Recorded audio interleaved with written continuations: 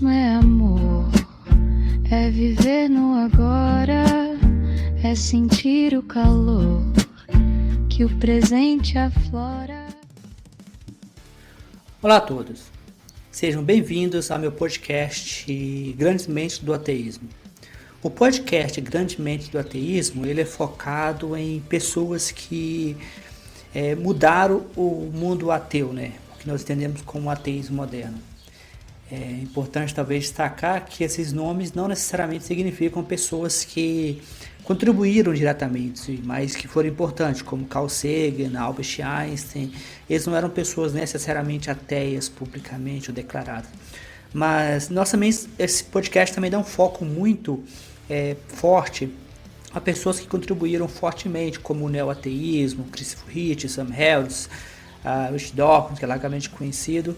Então, nesse podcast, eu convido vocês a fazer uma viagem no tempo e talvez, às vezes, filosófica sobre o ateísmo, né? Como que o ateísmo evoluiu, né? Quais são as questões históricas. Mas também eu queria convidar vocês, né, aproveitando essa introdução do podcast, para conhecer os meus livros, né? São vários livros na Amazon. Eu queria recomendar para vocês especificamente agora A Revolução Ateísta. A Revolução Ateísta é um livro que eu dediquei especificamente ao ateísmo. É um livro que fala exatamente disso, né? O livro ele tem um foco na Madalyn O'Hair, que foi uma ativista ateísta norte-americana, mas o livro também fala de outros nomes e o livro é lançado em volumes, né? Esse primeiro volume está focado na Madalyn O'Hair, mas a ideia é que os próximos volumes também vão focar em outros nomes do ateísmo. Então esse podcast e o livro A Revolução Ateísta são dois complementares, né? Ou seja, esse podcast, ao produzir o podcast, eu estou preparando o material para os próximos volumes, que serão muito possivelmente dedicados a talvez nomes individuais ou grupos, né, de ateus. Então, bom episódio, bom aprendizado e boa escuta.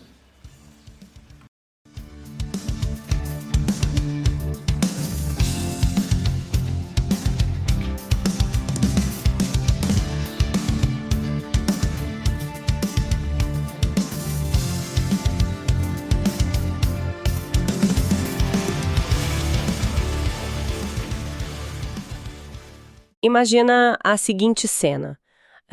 Ocorre um crime grave numa mansão imponente, a polícia chega, mas em vez de isolar o local com aquela fita amarela, sabe? E procurar impressões digitais, o detetive principal entra pela porta da frente. E ele não entra para investigar, né? Exato. Ele entra carregando um balde de água sanitária e um esfregão. E ele começa a limpar meticulosamente algumas pegadas específicas perto da janela, enquanto deixa outras perfeitamente intactas. Quase como se estivessem emolduradas ali no centro da sala, tipo para contar a história exata que ele quer que o mundo acredite. Nossa, é uma imagem muito forte. E choca justamente porque destrói a premissa básica de qualquer investigação. Com certeza. A busca pela verdade deixa de ser o objetivo, né, e se transforma num obstáculo a ser eliminado. Quando quem deveria investigar passa a selecionar quais evidências sobrevivem, bom, o que a gente tem não é um inquérito, é uma peça de ficção.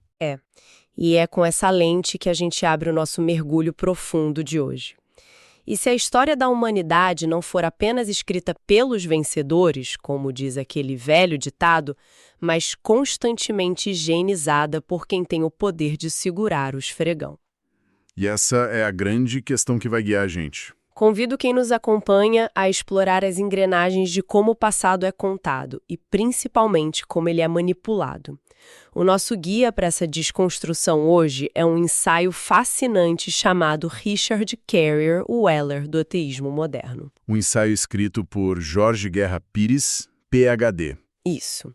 E a missão dessa nossa análise é explorar como a matemática e a lógica clínica podem ser usadas como antídotos contra a subjetividade e omissão na história. Mas antes da gente entrar na parte da matemática, acho importante a gente entender de onde vem esse olhar do autor. Faz todo sentido. Porque o Jorge Guerra Pires não é um historiador tradicional, sabe? Ele é um pesquisador independente, com uma carreira acadêmica focada inicialmente em biologia, bioinformática e modelagem matemática. Áreas bem exatas, né? Sim, áreas bem exatas. Ele tem passagens por instituições super rigorosas, tipo a USP, a Fiocruz e até a Universidade de L'Aquila, na Itália. Confesso que, como advogada do diabo aqui, me parece um salto enorme sair da biologia e da programação para escrever ensaios sobre ateísmo e história da religião. À primeira vista parece mesmo, mas a conexão fica muito clara quando a gente percebe o método que ele usa. Na biologia evolutiva, por exemplo, estuda-se como os organismos se adaptam a pressões do ambiente para sobreviver, certo? O autor das nossas fontes aplica uma lógica muito semelhante às narrativas humanas. Ele demonstra que a história também sofre pressões evolutivas. A narrativa que sobrevive nos livros escolares não é necessariamente a mais verdadeira. Ela é mais adaptada. Exatamente. A mais adaptada para proteger as instituições de poder. Ele pega esse raciocínio lógico das ciências exatas e usa isso para investigar temas espinhosos como política, religião e pensamento crítico. E isso leva a gente direto para o primeiro grande pilar desse ensaio. A ideia de que a tal da neutralidade, aquela que ensinam para a gente nas escolas, ela é frequentemente uma arma de omissão. Uma máscara, na verdade. Pois é, a gente cresce com essa ilusão de que a história é um relato frio e objetivo dos fatos. Mas o ensaio argumenta que essa história dita subjetiva favorece quem está no poder, higienizando as narrativas dessas instituições. E para ilustrar como essa mecânica funciona na prática, o autor traz um exemplo bem perto da gente. O texto cita o período da ditadura militar brasileira. Um tema com muito peso, né? E vale ressaltar para quem está ouvindo que as fontes trazem essa análise sem tomar partido político. A gente está apenas repassando a mecânica do debate que o autor propõe. Bem lembrado. O ensaio aponta que é muito comum a gente ver esse período ser ensinado como se fosse um desvio de rota exclusivo das Forças Armadas. Tipo um erro humano. Como se um grupo restrito de militares tivesse acordado um dia e decidido tomar o poder num vácuo social total. Exato. A narrativa dominante isola o evento. E o autor argumenta que o perigo de focar só nesses atores isolados é exatamente o que fica de fora do enquadramento. Aquilo que o esfregão limpou. Isso. O texto destaca o papel decisivo da Igreja Católica e de várias organizações protestantes da época, que deram um suporte ideológico imenso. Elas não foram meras espectadoras, forneceram o verniz moral, mobilização popular como as marchas com Deus pela liberdade. Mas, ao omitir essa engrenagem complexa e focar só no componente militar, a história limpa a cena do crime. E assim, essas instituições religiosas saem imaculadas da narrativa, preservando toda a influência delas intocada para as décadas seguintes. É a mesma lógica que o ensaio aplica ao citar as cruzadas, por exemplo. Ah, sim, as cruzadas. Nos livros didáticos ou nos filmes, elas ganham uma aura super romantizada, né? Omitimos a ambição por rotas comerciais, o banho de sangue e embalamos tudo na justificativa higienizada da vontade de Deus. E a história deixa de ser o estudo do passado e vira um escudo protetor. Só que essa mecânica de proteção institucional não atua só em guerras ou eventos globais. Não, ela atua com a mesma força letal na biografia das pessoas. E aqui o autor faz uma ponte fascinante no material para investigar como mentes brilhantes são domesticadas pela cultura. O que nos leva ao novo livro do autor, das nossas fontes. Que se chama O Paradoxo de Einstein, Ciência, Ética e o Deus Cósmico, que é o livro 2 da série Mente Ateísta. E olha, eu sempre tive a imagem do Albert Einstein como aquele gênio místico, um cara com uma reverência espiritual profunda, aquele tipo de santo secular. Essa é a versão que a cultura pop adora, né? A versão que não incomoda ninguém. O velhinho simpático de língua de fora. Mas pelo que o livro revela, essa imagem é, de novo, o resultado do detetive passando o esfregão. Com certeza. O livro vai além da mera figura pública de Einstein e mergulha nas cartas privadas dele. E quando as câmeras estavam desligadas, o tom dele era radicalmente diferente. O texto revela que ele literalmente chamava os religiosos de cães que vivem na superstição. Caramba! É um contraste brutal, né? Ele era um crítico feroz que foi suavizado pela memória coletiva. E a provocação que a fonte faz sobre isso me deixou pensando muito. O autor usa esse paradoxo de Einstein para questionar a nossa dinâmica atual no Brasil. Por que o rótulo de ateu carrega um peso tão insuportável que figuras públicas fogem dele a todo custo? E a análise cita nomes de peso na nossa mídia, tipo Leandro Carnal e o Drauzio Varela. São pessoas que defendem a ciência com unhas e dentes, mas o autor questiona porque eles nunca cruzam certas linhas ao falar de ateísmo de forma contundente. Existe uma linha demarcatória invisível. Eles tangenciam o assunto, mas evitam assumir o rótulo. E aí o ensaio traz um contraste que escancara a hipocrisia desse debate público. Aquele caso do Daniel Sotomayor, né? Esse mesmo. A fonte contrasta o Daniel Sotomayor, que foi um ativista ateu muito vocal no Brasil, com a figura do pastor Silas Malafaia. Os dois chegaram a debater ao vivo na televisão aberta. E o desfecho disso é muito revelador sobre a nossa sociedade. Porque o Daniel praticamente saiu da mídia, enquanto figuras como Malafaia têm espaço em rede nacional para literalmente pedir avião para os fiéis. Exatamente. A pergunta central que o autor levanta é: por que culturalmente o rótulo de ateu é tratado como algo mais tóxico do que o comportamento escancarado de um pastor abusivo? É como se a sociedade perdoasse o abuso desde que ele venha com uma retórica divina, mas punisse a honestidade intelectual. E vale reforçar para quem está ouvindo, as fontes apontam essa discrepância sem tomar partido político partidário. O foco é estritamente na mecânica de como a gente debate isso publicamente. E essa punição imposta pela cultura é muito alta. Por isso as figuras públicas evitam o assunto. Mas antes da gente falar sobre como o ensaio propõe resolver esse problema das omissões, tem uma dica bem prática do autor sobre o consumo desse conteúdo. Ah, sim. O próprio Jorge Guerra Pires recomenda o formato de audiolivros. Ele relata nas fontes que ouvir audiolivros transformou a produtividade dele. Permitiu que ele passasse a ler vários livros por mês, né? Isso, ouvindo enquanto caminha, enquanto cozinha ou lava roupas. E o livro O Paradoxo de Einstein, que a gente acabou de citar, já está disponível em audiolivro no Google Play e no Google Books. Dá para baixar no smartphone para ouvir sem internet. E os livros dele também estão na Amazon. E o legal é que hoje não precisa ter um aparelho físico do Kindle para ler. A Amazon permite baixar o aplicativo e ler em qualquer lugar, no celular mesmo. É muito prático. Mas voltando ao nosso raciocínio, a gente entendeu o diagnóstico. A história é higienizada e a cultura atual pune quem fala a verdade sem filtros.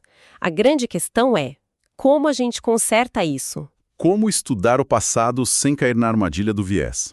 Exato. E é aqui que o ensaio introduz a figura central, o historiador Richard Carrier. O título do material chama ele de O Euler do Ateísmo Moderno. Para quem não lembra das aulas de matemática, Leonhard Euler foi um dos matemáticos mais brilhantes e prolíficos da história. Então, chamar o Carrier assim é colocar um peso enorme na contribuição dele. E o ensaio justifica isso mostrando que o Carrier traz o rigor matemático para o debate histórico. Ele ataca os métodos clássicos como o tal do critério do embaraço. Esse critério é muito comum. A lógica tradicional diz que se um documento antigo relata um fato embaraçoso sobre um herói, esse fato deve ser verdade, porque ninguém inventaria algo ruim sobre o próprio líder. Parece lógico na superfície, mas o Carrier desmonta isso, não é? Totalmente. Ele mostra que o que é considerado embaraçoso muda drasticamente dependendo da cultura e agenda política. É um método muito subjetivo. Um historiador pode moldar isso para confirmar o que ele já queria provar. E qual é a vacina que o Carrier propõe? A estatística bayesiana. Ele sugere substituir essa intuição subjetiva pelo teorema de Bayes. Aquele cálculo de probabilidade. Espera aí.